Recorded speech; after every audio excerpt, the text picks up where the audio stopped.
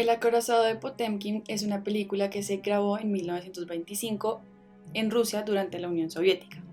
Es producida por Mosfilm, un estudio cinematográfico ruso fundado en Moscú en 1920 que produjo más de 3.000 películas, y Goskino, que era el Comité Estatal de la Unión Soviética para Cinematografía, que era un cuerpo central del Directorio Estatal de la Producción Cinematográfica Soviética.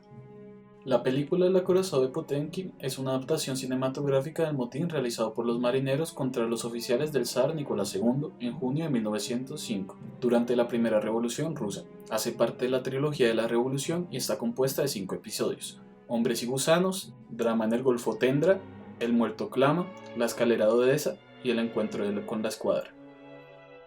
Después de un largo tiempo de navegación, los recursos dentro del acorazado comienzan a perecer.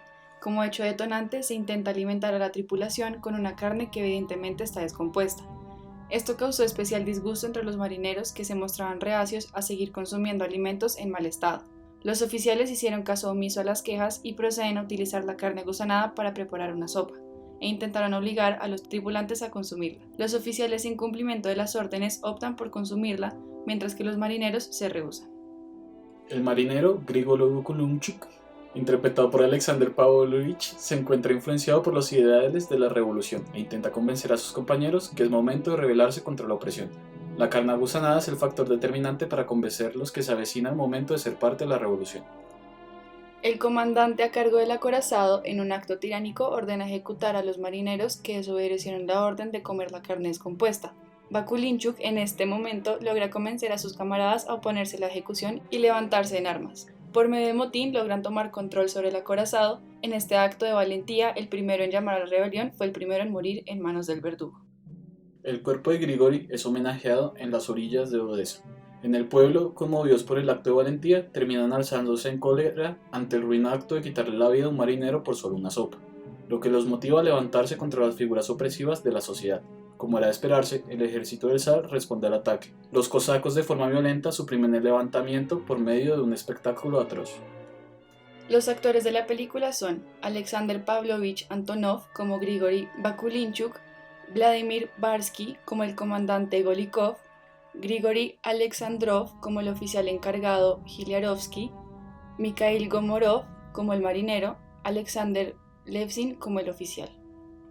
La película pertenece a la corriente artística del realismo socialista, que buscaba transmitir la conciencia de clase, la concientización de los problemas sociales y las experiencias reales de vida de las personas. Esta es una película con tintes políticos que fue rodada por encargo de las autoridades soviéticas para conmemorar el aniversario número 20 de la Revolución de 1905. En palabras del líder de la revolución, Lenin dice: "De todas las artes, el cine es para nosotros la más importante". Esta frase, lejos de intentar enaltecer el séptimo arte, hace referencia a que para la época, junto con el radio, el cine era el medio de comunicación más eficaz para la formación de las masas. Lo anterior en virtud de que para la época casi el 80% de la población rusa era analfabeta.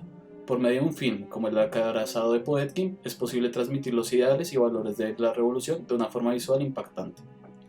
La técnica utilizada en la obra cinematográfica se conoce como montaje corto, es decir, un cambio rápido de planos grandes y generales. La frecuencia de los fotogramas transmite el acelerado ambiente que se respiraba durante la Revolución Rusa, y esto sumió a los espectadores en estado de shock. Acostumbrados a tomarse el cine como una distracción, con el acorazado Potemkin, el público se sintió como un indignado marinero que se topa con la crueldad e injusticia de las autoridades. Sergei Eisenstein fue un director de cine y teatro soviético que nació el 22 de enero de 1898 en Letonia y murió el 11 de febrero de 1948 en Moscú.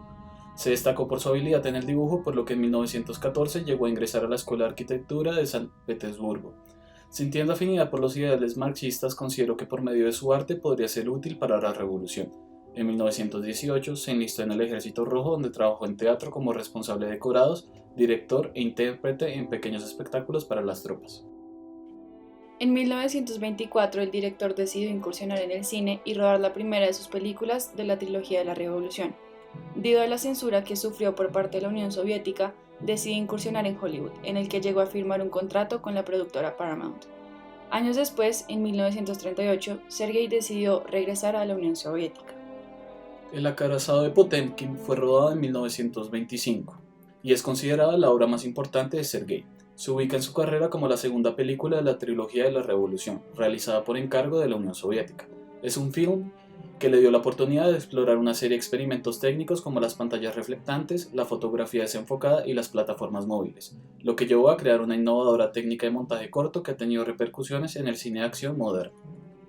La película expone un drama basado en los sucesos del motín del acorazado de Potemkin en junio de 1905.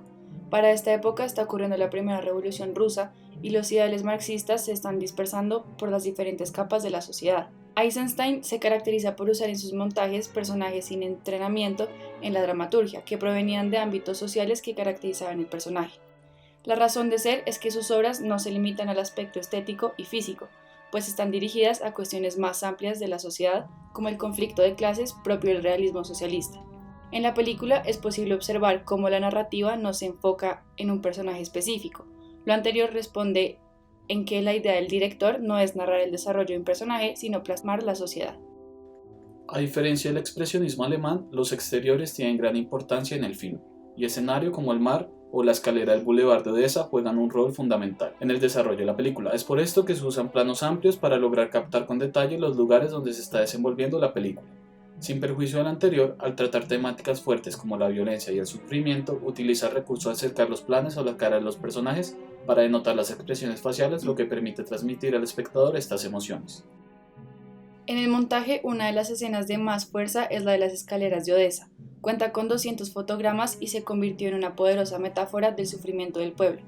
Al ser un montaje rápido, se logra crear el sentimiento de angustia en el espectador al no darle a este respiro, mostrando una secuencia de varias imágenes en la que no se puede saber cuál va a ser el resultado final. Cuenta con una secuencia lineal en la cual no existen interrupciones ni retrocesos en la línea del tiempo. Las actuaciones son dramáticas pero no son exageradas. Se exponen los sentimientos del individuo en un contexto de violencia e injusticia. La utilización de un montaje rápido en la recreación de un suceso violento evoca emociones que no podrán ser capturadas por un montaje lento o estático. La implementación de figuras como la de un bebé en un coche, contrastado en un escenario de conflicto y violencia, logra apoderarse de nuestras emociones para manipularlas. Proyectar personas que son víctimas de la guerra, como heridos de guerra, niños lastimados y madres sufriendo, tiene la intención de mostrar una representación real y cruda de la guerra. De igual manera, imágenes como la carne engusanada o la señora subiendo las escaleras del bulevar con su hijo muerto en sus brazos impactan al espectador hasta el punto de llegar a generar emociones como la indignación. Por último, encontramos una serie de simbolismos que consideramos que no están aleatoriamente en la película. De acuerdo con la doctrina marxista, la religión es una de las formas de control que utilizan los aparatos opresores para helenizar al pueblo. La repulsión a la religión se denota de forma simbólica en la película. Cuando los oficiales apuntan al pelotón de fusilamiento, se hace un acercamiento a cómo empuñan las armas. Este plano es contrastado con el del sacerdote empuñando el crucifijo, equiparando la religión a un arma. Esto también se ve en el sentimiento de repulsión que le causa al marinero ver una oración en uno de sus platos cuando la comida que recibe es degradante.